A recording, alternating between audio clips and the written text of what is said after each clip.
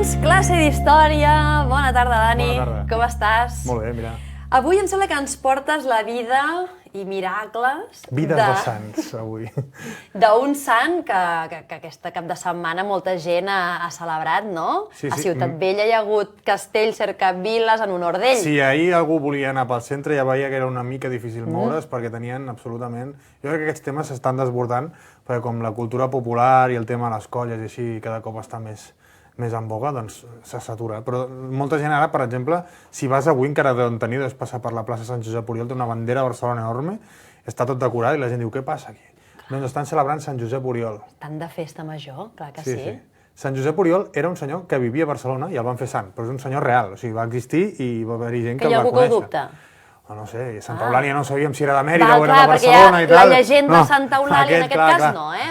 En aquest cas segur perquè va ser una persona que va existir. Si anem donant voltes per Barcelona veurem que hi ha moltíssimes coses que fan referència a Sant Josep Oriol. És una cosa que tu vas caminant, vas trobant Sant Josep Oriols absolutament per tot arreu. Ho has de saber, perquè això ens passa molt sovint. A la mateixa casa, a la mateixa plaça de Sant Josep Oriol, tenim aquí, per exemple, aquí està ben vestit amb tots els atributs. En una casa es pot veure una de les estàtues, aquesta normalment, com no mirem cap amunt, ningú la veu, però si anem donant voltes per Barcelona en trobarem moltes més d'aquestes imatges. Per exemple, tenim un lloc on el carrer Margós, que és un carrer que està ple de plaques de diferents coses, tenim aquest senyor aquí sobre que està volant sobre un núvol, amb un peu, només, fixem-nos, que està sobre un núvol. El Beato José Oriol. És que la gràcia és que com el van beatificar i després canonitzar, tenim algunes coses que posa Beato i algunes que posa Santo, perquè això és tot un procés. És curiós perquè el núvol gairebé sempre és groc, i això porta que molts nens sobretot fan unes combinacions i fan unes comparacions, sobretot amb el Son Goku de Bola d'Arach i tot això. Amb el núvol Quinton, que el cridava i venia el núvol Quinton. És curiós perquè a Japó això ve d'una llegenda del rei Miku, que és una llegenda que diu que la puresa espiritual fa que no caigui sobre un núvol, per això hi havia el Krilin que intentava pujar i no pujar. Doncs aquí resulta que com a símbol religiós és el símbol de pujar als cels, això a la Verge Maria també ho té, per exemple, i un lloc que ja hem anat moltes vegades... O sigui que algú s'hagués pogut imaginar uns dibuixos animats aquí, amb Sant Josep Oriol, amb un núvol també, a partir d'aquesta història. Doncs aquestes rajoles, que són les que hi ha a la Portaferrissa, que ja hem passat 1000 vegades, també a dalt de tot de la muralla tenim un home que està aguantant un crucifix amb una mà i està volant sobre un núvol. Aquest senyor és Sant Josep Oriol. O sigui, hi hem passat 1000 vegades, segur, i molta gent doncs, no s'hi fixa. Què sabem de Sant Josep Oriol? Doncs va ser un noi que va tenir una vida molt, molt desgraciada. Sembla allò... Home, la infantesa, pobre nano. Sembla Marco. O sigui, sempre és allò... Sí, és molt tristoi, tot plegat. El pare es va morir, les mares es van a casar, i bé, el padrastre el va adoptar bé, però és molt pobre. És un tema molt complicat. Sabem que va néixer a un carrer que ara mateix és el carrer Mare de Déu del Pilar, que està al barri del Raval. Allà mateix, actualment, el que era la seva casa està convertit en una capella, i a més hi ha uns esgrafiats de Jujol que a les parets es pot veure precisament a Sant Josep Oriol aguantant-se en una cama. Aquesta és la casa on va néixer, que ara és una capella, té una campana i tot, que aquí posa el 26 de noviembre de 1650, tal, el siervo de Dios, tal. El sitio que ocupa esta casa, reedificada en 1856, nació el beato doctor José Oriol, modelo de santidad y gloria de Barcelona. O sigui, que el tenim situat aquí. Justament en aquest mateix carrer on tenim això, també hi ha el que deia, un esgrafiat de Jujol, que el podem veure aquí, que es veu clarament aquí una persona que està flotant als aires amb un núvol, sempre el veurem flotant als aires, vestit de capellà. És la imatge d'ell, És la imatge d'ell. Si el veiem una persona flotant als aires, i sobretot si és a un sol peu, que ja és com dient, mira, que no caic, és Sant Josep Oriol. D'acord. És més maco de lluny que de prop, l'esgrafiat, perquè es veu més... De prop veus aquí les traces i no queda tan bonic. Doncs aquest senyor va néixer en aquest carrer, la seva mare era molt pobra, el seu pare era un senyor que era velloter, que feia el vellut, allò que es feien les banderes i tot això, que es deia Joan Oriol i la mare es deia Gertrudis Bogunyà, que sempre em costa dir moltíssim aquest cognom, Bogunyà. I resulta que el pare es va morir quan ell era molt petit. A més, van intentar tenir fills i va ser l'únic fill que els hi va sortir viu. Mor el pare, després passa un temps i la dona es casa amb un altre senyor, que en aquest cas era un senyor que es deia Domènec Pujolà, que era sabater i era de Sant Genís de Vilanova, i vivia al carrer del Joc de Pilota. El carrer del Joc de Pilota és un dels pocs que es conserva ara a les ruïnes del Born, doncs era un d'aquells carrers que hi havia per allà, doncs el carrer del Joc de Pilota. Allà vivia. Això és el 1600 i pico, per tant encara no ha arribat la Guerra de Successió, tot i que Josep Oriol mor justament quan comença la Guerra de Successió, és un personatge entre dues guerres. Què passa? Aquest senyor era molt bona persona, diguéssim, tampoc li faltaven diners, però era una persona normaleta, ja tenia descendència pròpia, però res, pocs anys després va i mor el nou padrastre. També? Sí, la qüestió és posar-li marro aquí. Aquest home va tenir una vida molt, molt difícil. A Sant Josep Oriol el van portar a la parròquia de Santa Maria del Mar, on va fer d'escolonet, va aprendre a llegir i escriure i era tan aplicat que el van portar als Estudis Generals. No sé si t'has fixat que a la Rambla hi ha una part que es diu Rambla d'Estudis. Sí, Rambla dels Estudis, Has vist alguna vegada algú estudiant a la Rambla? No. Doncs abans hi havia la Universitat de Barcelona fins a Felip V, per tant allà es va posar a estudiar i diuen que era una persona molt aplicada i molt devota. Quan mor el seu padrastre, ja la mare no se'n pot ocupar. I el porten a una família que era un senyor que es deia Antoni Bruguera, que eren coneguts de la família, i la Caterina, que era la dona de l'Antoni Bruguera, alhora era dida de Sant Josep Oriol. Aquí ja comença, diguéssim, la veu popular a explicar coses rares que feia el Josep Oriol, que encara no era sant, que diuen que, clar, la dida es portaven, home, havia estat dida seva, però ja estava crescudet, el Sant Josep Oriol, en aquell moment. I, clar, en aquella època tan masclista, un home i una dona sols en un lloc on no hi hagués ningú més, es veu que va entrar el marit i es va trobar a la dida, a la sala, mentre l'altre estava allà a les brases, o sigui, tranquils. I el va mirar amb una cara i dic, ja sé què estàs pensant, penses que a veure si intento alguna amb la teva dona, però perquè vegis que sóc de mentalitat pura, va posar la mà en el foc i no es va cremar. Carai. Mira, tu, no pensava cap porqueria aquell home. Ostres. Doncs bé, la història d'aquest senyor és totalment trepidant, és estudi, diuen que anava de casa on estava a l'església dels Estudis Generals, anava als Estudis Generals allà a la Rambla, tornava... Per tant, intel·lectualment potent, Sí, Sant Josep Oriol? Era un senyor que podríem dir que era bastant llest, no? Sí.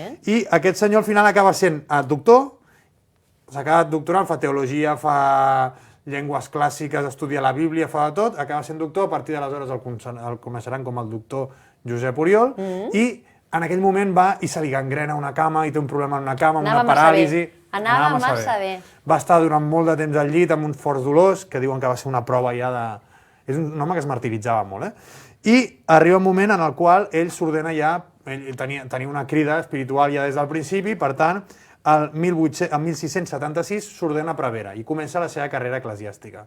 A partir d'aquí comença a fer unes coses que als ulls de la gent, dels mortals d'avui dia, doncs ens sembla una mica exagerades, però la idea aquesta era la mortificació del cos. Per exemple, no tolerava, era un auster total, per tant vivia en una habitació que es diu que tenia una cadira, una estora per estirar-se, tot i que... El mínim imprescindible. Hi ha qui diu que dormia assegut i tot, que dormia unes 3 hores, una vida superaustera, i després es va, un dia, per exemple, el van cridar una família que eren de Vic per formar els seus fills, com diguéssim, aquest senyor era molt culte, i clar, ell en principi havia fet un vot de pobresa, no podia treballar per un altre, però va demanar permís especial, perquè clar, la seva mare, amb tots els fills per mantenir tot això, doncs van entendre que aquest senyor s'hauria de treure uns diners.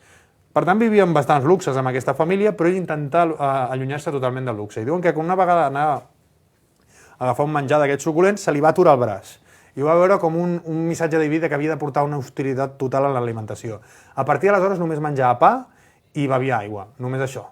El que passa és que la gent deia, escolta, no sé, els dies de festa o algú fes una cosa més, no? O sigui, fins i tot les autoritats eclesiàstiques diuen és Nadal, és gairebé pecaminós que estiguis menjant pa aquí. Aleshores diuen posa-li una arengada o tira-li una mica d'oli o així.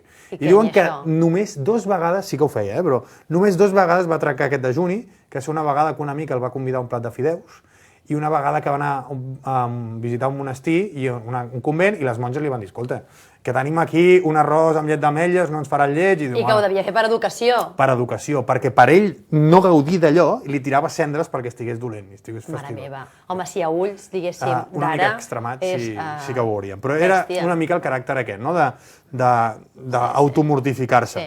Bé, amb el pas del temps, doncs, comença a fer coses rares amb això, per exemple, amb els diners. Ell tenia una obsessió amb els diners de que no volia tenir diners, i una cosa que deien és que quan ell estava al cor cantant, una vegada, doncs, ell tot el sou que tenia sempre el repartia, estava al cor cantant a l'església del Pi, que és on l'encomanen, i de sobte diu, tinc un dimoniat a la butxaca, i fa així treure una moneda de plata. I la moneda de plata la va donar al primer pobre que va trobar per allà, i aleshores va pujar al cor i va seguir parlant. I va seguir cantant. O sigui, diguéssim que la seva vida és una austeritat total i contínua. Caram! Què més passa? Ell comença a fer miracles. Un dels miracles que fa, per exemple, és que sap guarir la gent. Se li diu traumaturg perquè podia guarir els traumatismes. Dels més coneguts hi havia un senyor que es deia el Trempat, que estava pel carrer Hospital i el va guarir, que estava mig paraplègic, el va guarir. Després va haver-hi un altre senyor, també, que era el Bergan, que era un que demanava diners a la porta de l'església i deia, no, jo no vull que em curis perquè el meu xollos està una mica tullit, no? I va dir, ara mateix et penso curar perquè aprenguis i no siguis tan vago.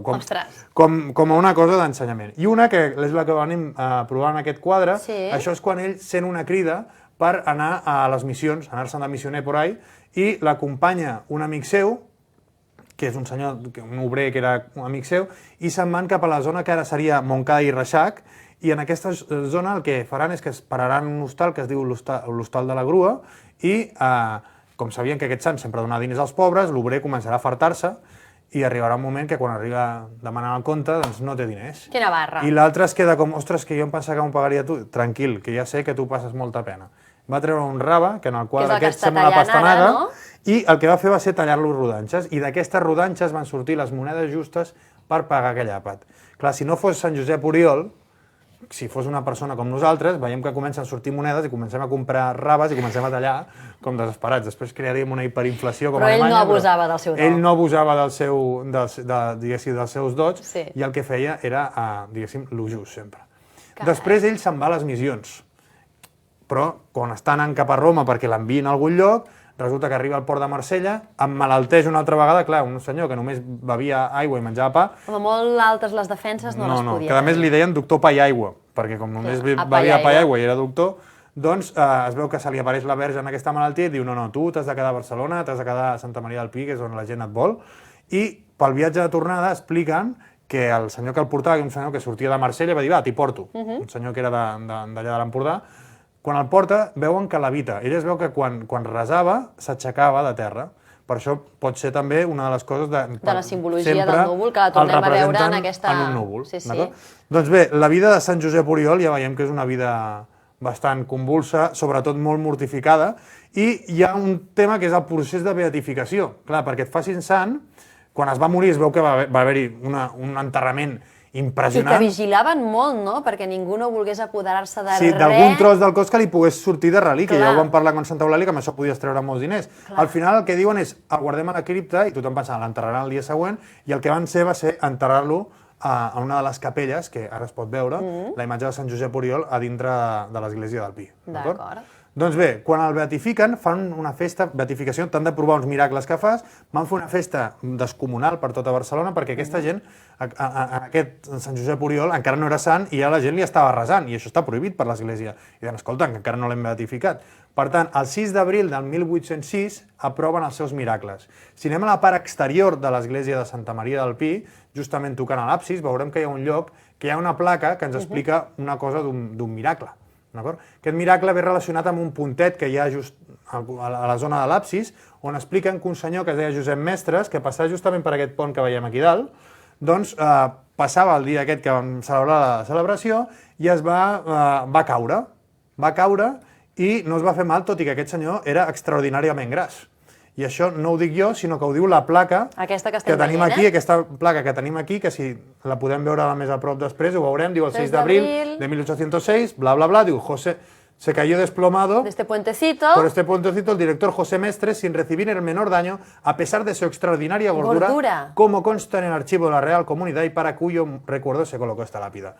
Va ser tan impressionant això, posa la placa. Perquè ho digui havia de ser impressionant. Es va fer una espècie de croquis dibuix de la patacada que es va menjar aquest senyor, veieu aquí el croquis, i a la part de sota, si ens fixem, hi ha una escala perquè tu mesuris, diguéssim, el tortasso que es va menjar, no? Doncs dius, tot i su extraordinària gordura, que no sé què té a veure la gordura, potser per inèrcia, jo no soc de física, però jo crec que si estàs primet et trenca els ossos i potser l'extraordinària gordura és el que t'ajuda una mica, no? Et para, no? A mi és una de les coses que més gràcia em fan d'aquest miracle. Va caure, no es va matar, però saps allò que diuen, posem un ciri a Montserrat i ja no cal que estudiïs? No, home, tu has d'estudiar, has de posar part teva, no? Doncs per què no li posa una barana aquí? Perquè, escolta, si el senyor es va matar, quasi, i no hem d'estar esperant que Sant Josep Oriol en salvi tothom. Però bé, si passem per aquí justament ara, veurem que sempre tenim la placa de l'extraordinària gordura, que és una cosa que a tothom que li expliques li fa moltíssima gràcia. Clar. Després, més coses. A part d'aquest accident, doncs al final hi ha un procés en el qual el beatifiquen. i el que fan és finalment declarar-lo sant del tot. Això passa el 1909, poc després de la Setmana Tràgica. Per tant, la festa va ser una mica continguda, però clar, en un moment a sobre de repressió de la religió va ser com un moment d'esclat, de dir, doncs ara sí, doncs ara hi ha un senyor que és de Barcelona i el fem sant. A partir d'aleshores, per exemple, el que faran serà una escola dedicada a Sant Josep Oriol i una parròquia a l'Eixample. Justament després de la Setmana Tràgica, quan Sant Josep Oriol ja el fan sant, a l'Eixample podem trobar una parròquia dedicada exclusivament a Sant Josep Oriol. I just davant té una escola, també.